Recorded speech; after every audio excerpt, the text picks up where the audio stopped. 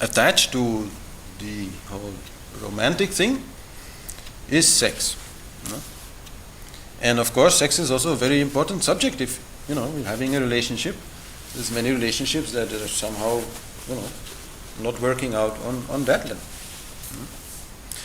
Now, first of all, sex also basically is a mind game, or you could say a body-mind game. So many of the things that I've been saying before about romance in general also apply to that. There should be a little moderation.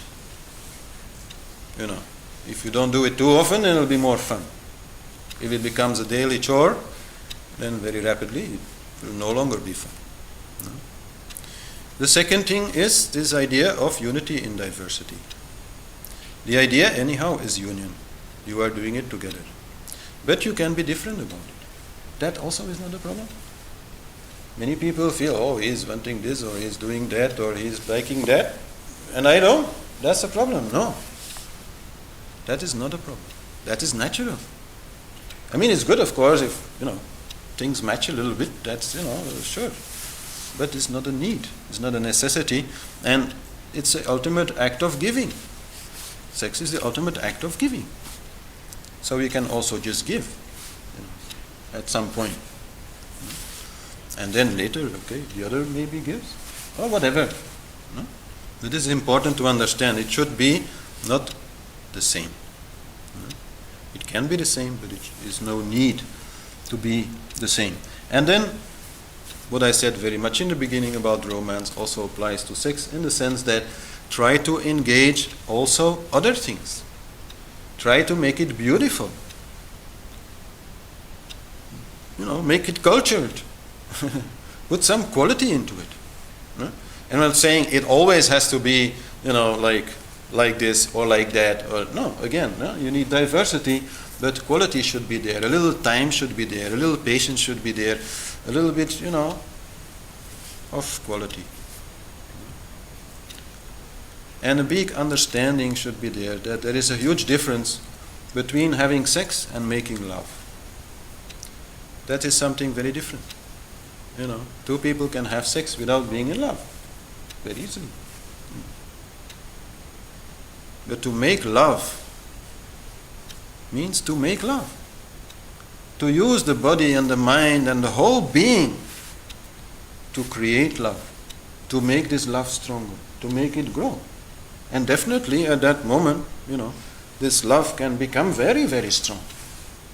And that feeling can sort of vibrate in your life for the next, week, easily. If it is done in a proper fashion, if it is done with proper quality, and if it is done, first of all, from the heart. And not so much from second chakra only. Not so much from, I like this, I like that, this desire, that desire, and so on. That is making it, very boring also very rapidly. And because most people actually, or many people actually make this mistake and go into this game purely on a physical level, let's say, physical, mental level, then very easily they get bored, and then they start doing it from third chakra. And then all these games about domination and all these strange things that these days are becoming very popular, they have to be there, because, otherwise mind finds no more fun in it. But to do it from the heart, to do it from the love, and from there engage the whole being, that can last forever. You can be a couple of 70 years old and still have lots of fun in bed, if you can make love from your heart.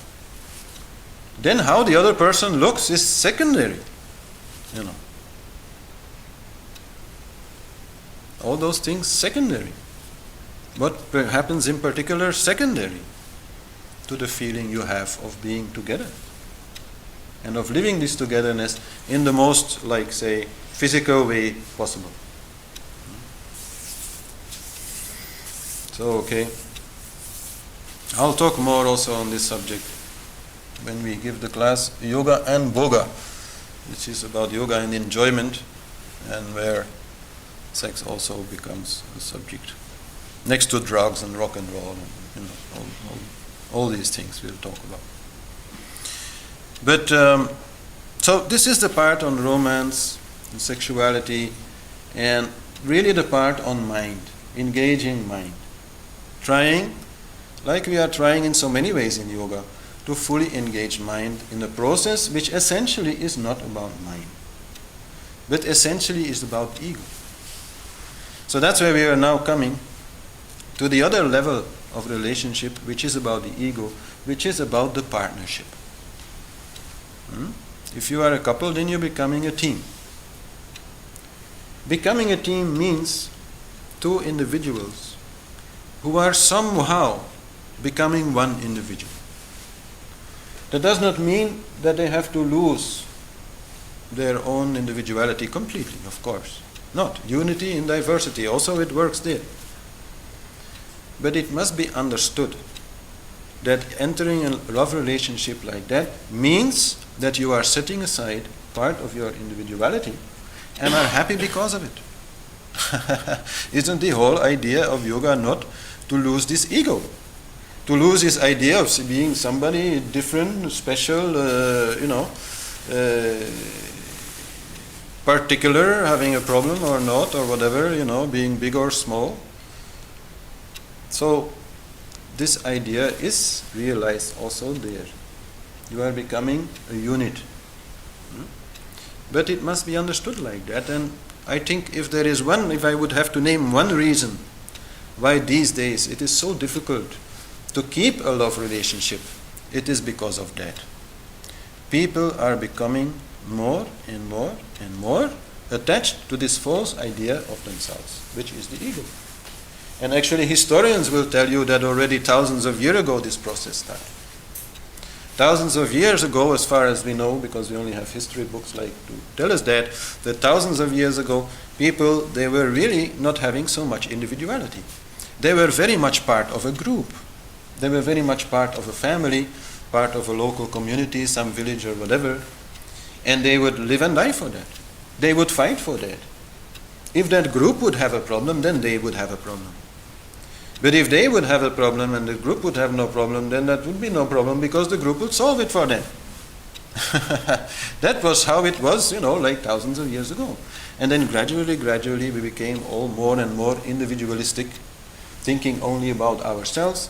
And we have come now to the point that, so many people, they don't have friends, they don't have neighbors that they know really, they don't have more family. I mean, they still have family, but they hardly know their family. They're all there, all by themselves, all alone. Right? So this is the evolution, the long-term evolution, which is there and which makes it so very difficult. And the only way to really have a love relationship which lasts is to understand this evolution and to go against this evolution out of the basic understanding that it's more fun to be together than to be on your own. And if both can really understand that, then it's very easy to drop your individuality. Like sometimes you can see couples, they are fighting about nonsense, about what kind of painting is hanging in their living room. And then the guy, maybe he wants to put a big photograph of a motorcycle. And then the lady feels, if my friends are going to come and they're going to see this, what are they going to think of me? Likewise, maybe the lady wants to put some kind of design, I don't know, with flowers or something very ladylike. And the guy will say, please, no, don't do that. If my friends will come, they will laugh at me. So this is just one, little example of how the ego makes it difficult, to become a couple. And that's just a very small example of house decoration, but so many examples like that are there. So, to understand, as I have said in the very beginning, the importance of commitment, and that, creates the trust and creates, the lack of uncertainty in the relationship. That is very, very important. But the second thing is to understand unity in diversity. You are going for more unity. You are becoming a unit. You are becoming a couple. That means you lose some individuality. That also means you can still keep some of that individuality also, of course. It does not all have to go. And what do you care what your friends are going to think about this motorcycle of your husband? It's not their husband. If they don't like it, they look somewhere else. If that's very important to them, then how important are they to you? Are they really friends to you if they really, think something like that is important? No. And actually most friends won't really think those things are important. Only you are thinking those things are important. So you should a little bit forget about that. We don't need to agree. A couple does not need to agree on everything. You can have different political opinions. You can have different things that you like or not like, or so on. Then sure, there should be some freedom then to enjoy that on your own, and then the rest you enjoy together. No problem. Another understanding which must be there on the level of the ego is that there is something called Vipralam Sringara. Vipralam Sringara can be translated as the pain of love. This is something you have to accept. Detached attachment only works, up to a level, I would say. If you fall in love with somebody, if you really love somebody from your heart, then when that person, maybe for work, has to go out, you will feel a little bit of pain. This will come, from your body itself. Your body cells will attach to that person. There will be a little feeling of pain. And when that person, goes away, and maybe also goes away to have some fun, I'm not saying to have some sex, but to have, some enjoyment with some other people, then also even more deep, there can be a feeling of pain. So a little bit of jealousy is natural. That should also be very well understood. Some people will say, you cannot be jealous in a relationship, and if ever you are jealous in this relationship, I leave you. This is crazy. Because, it comes. This kind of feeling comes. As I said, it comes from your body cells. You don't have any conscious control over it. You can maybe control what you do with it, sure. Understanding already it as being something natural makes it a lot more easy to have some control over it. But it can be there. And that also is in many stories. Like in the story of Krishna and Radhe. Then Radhe becomes very jealous of Krishna's flute. Because it is touching his lips. And he is blowing his air, his prana, his life force into it. So at some point she steals it and does not want to give it back because she is jealous of it. So there's a whole story there. This is very natural. This is also a little bit, like spicing up the game, in a way. That's also why it's there in the story, of course. It shows that there is love. It shows that, there is a feeling there. So that is not a problem. But it should, of course, not go too far. The other person also needs some freedom. And then in the Shaitan Sringara, you will see that all the unpleasant rasas are enemy rasas of Shringa. Anger, fear, sadness, disgust, they all kill the love. Or at least harm it. This is an important understanding. As much as possible, when you have this kind of relationship, you should vow to yourself or to each other to keep anger out of it, to keep fear out of it, to keep disgust out of it, and to keep sadness out of it. Yes, I've explained before, sadness is a very special rasa. It's neither very pleasant but neither very unpleasant. That can maybe be. You can, together stand under an umbrella and in the rain and cry, have some nice sadness together. There is something very romantic also about sadness. But there is nothing romantic about anger. And there's nothing romantic about disgusting or depressive behavior. So I'm not saying that you should hide this feeling if you have it. Don't understand me wrong. But you should understand that there's a good possibility, if you understand this game, that you can easily leave those feelings whenever you and your beloved come together. Because if these enemy rasas are killing the love, it is also true that that the love is killing those enemy rasas. They are fighting each other. And this happens very often. You can have a very depressed person who's been depressed, let's say, for 2 days, and then suddenly he comes to a really good friend and talks a little bit, and 5 minutes later feels okay. Yeah, okay, 1 hour later he goes home, and after 2 hours again he's depressed. It's possible. But in the presence of love, these kind of feelings are hard to maintain. So one should try as much as possible to keep them out of the relationship. Whatever trouble you've had out there in the world, and which is making you irritated or sad or something, try to keep it out of your relationship, if you can. I'm not saying playing hide and seek and things like that, but understand this relationship. Another thing to understand is that love means sacrifice. You cannot escape that. And that is something also very hard for modern people these days. They no longer want to sacrifice for it. And I'll give just a very simple example. You are coming home from work, maybe you like soccer, and tonight there's a big soccer game between Belgium and the United States. And so all day you've been looking forward to that, and you're coming home and your wife said, "Oh, I'm very ill, I'm in bed, can you please make me some tea and come and massage my neck?" And, okay. You'll have to leave the soccer game. No? That is the sacrifice you have to make.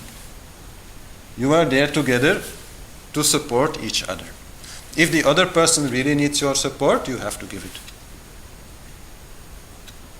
This is part of the game.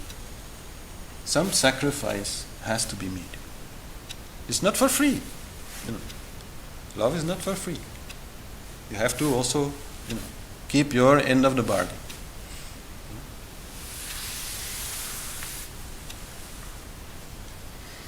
And then another thing that can be learned from the Indian example, which actually also existed in our areas like 100 years ago, is about role division in the household. This is very important. Traditional idea is that the wife stays at home and does the cleaning and taking care of the children, sometimes also some local gardening and things like that, and that the guy goes out in the world to make money. And so this is a job division. Now, of course, these days the ladies also want to go out and feel equal to the husbands, and I have no problem with that at all. But one should understand a little bit where this is coming from.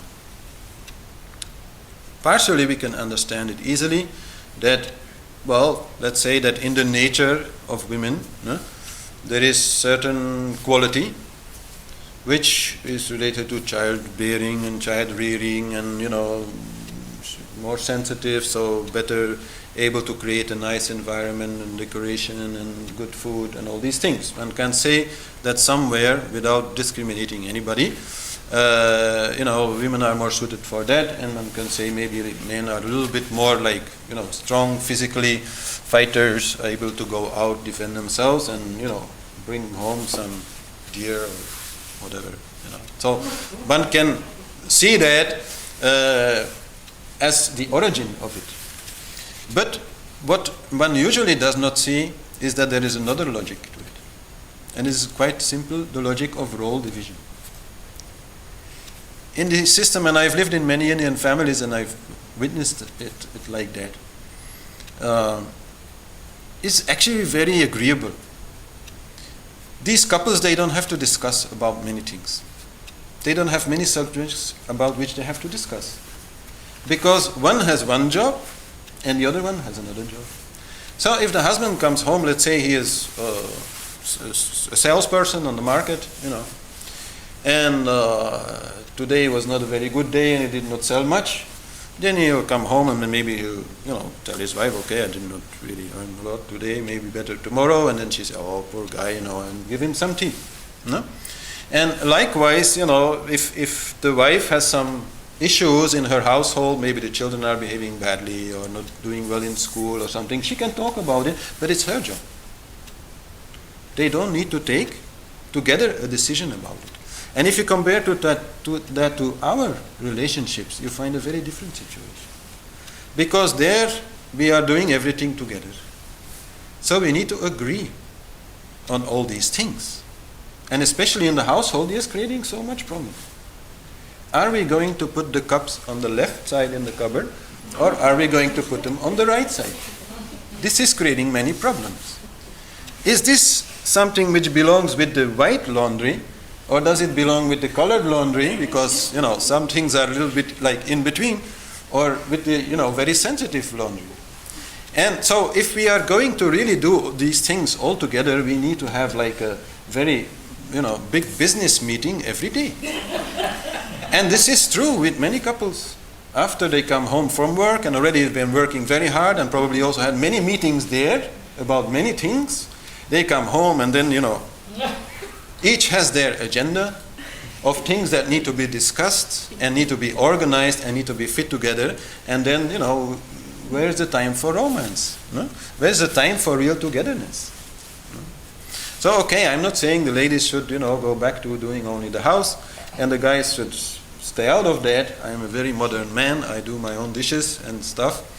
But what I'm saying is, if you have a couple, there should also be some kind of job division. So if you say, okay, we are doing the household together, right? But then, give each a job. One takes care of the dishes and the other takes care of the laundry. No need to have a meeting about it. Whether the cups are on the left or on the right really doesn't matter. So the one who is responsible for the dishes and the cups and the kitchen probably, is going to decide about that. And the one who is doing the laundry and so on is going to decide about that. And maybe he'll, put the place where to hang the laundry and dry in the sun in a different place than you would have done. But who cares? It's his problem. As long as the laundry gets done, you have no complaint. Right? So this is also really, really important. It's a stupid little thing, but it's really important. Divide up the work. And maybe if you feel it really has to be equality 100%, then after 1 year you shift. Huh? After 1 year, the other one does the laundry and the one who did the laundry is doing the dishes. Okay. Then it's absolutely equal divided, but at least you won't need to talk about it. And that way many things are there. This equality game, very good. I'm absolutely, for that, but be careful not to make it complicated. Just divide up. Right. So, all this is really talking about the dharma of a love relationship. And one thing I can advise very much is to read the story of Ramayana. In Ramayana, it's a very old, famous Indian story. We have the basic story of Ram and Sita, incarnations of Vishnu and Lakshmi. And the whole story actually is about Dharma, but the story about them as a couple very much is about Dharma. And it is unbelievable in that story how they are practicing this unconditional love, how they are respecting each other, and how they stand by each other through all kinds of difficulties and adventures when Ravana is abducting Sita. And this whole story is very, very good reading, and especially here. And before we go into the last part, I'd like to a little bit sing to create a little bit, nice atmosphere.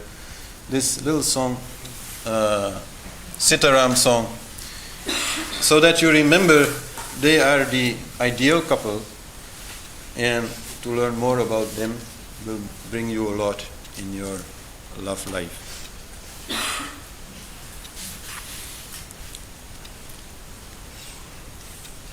I think quite a few of you already have been singing this song, So I don't think I have to, like sing it first and then you follow and all that. I can just sing it and you just fall in, and it's very simple song. We do that like for a couple of minutes. And then we can find out how to find the right partner. Because that we have not talked about. We will talk about.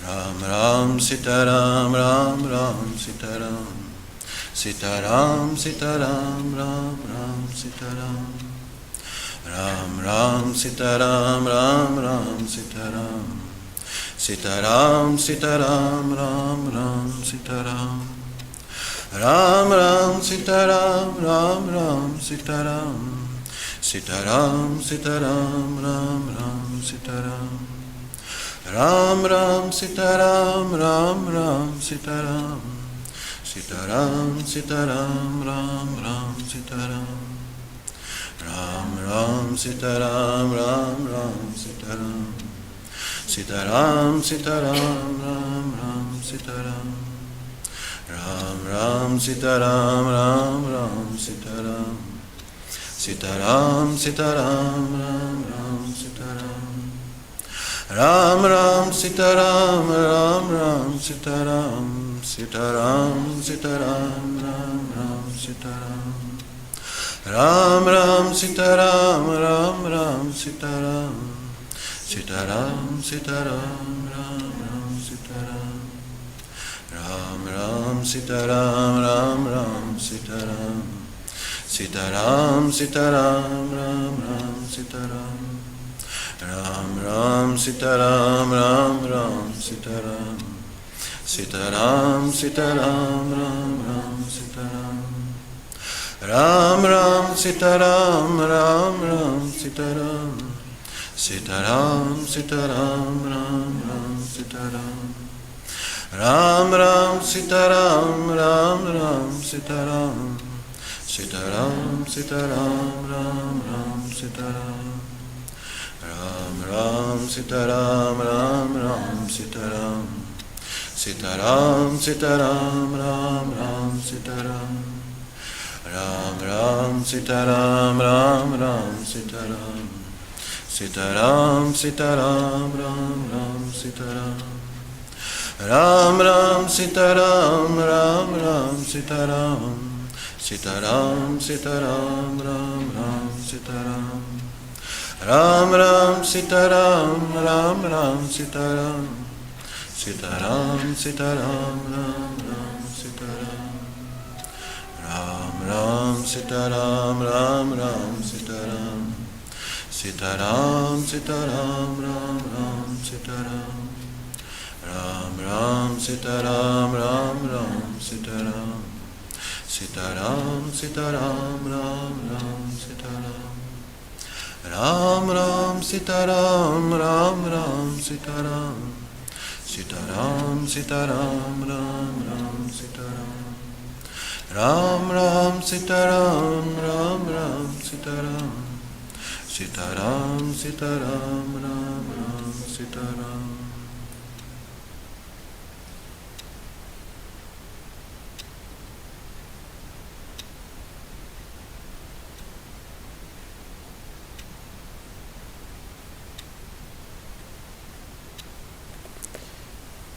So yeah, as I said,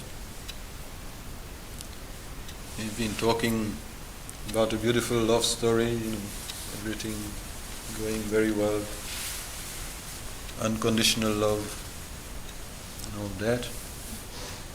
But first, of course, we have to find the right partner. And I've kept this part for the last, because I think from what has come before, you already understand this is not going to be easy. To do this the way I have described, we require somebody who can do it. As I said, don't try this on your own. Don't try to love somebody unconditionally who is not loving you unconditionally. So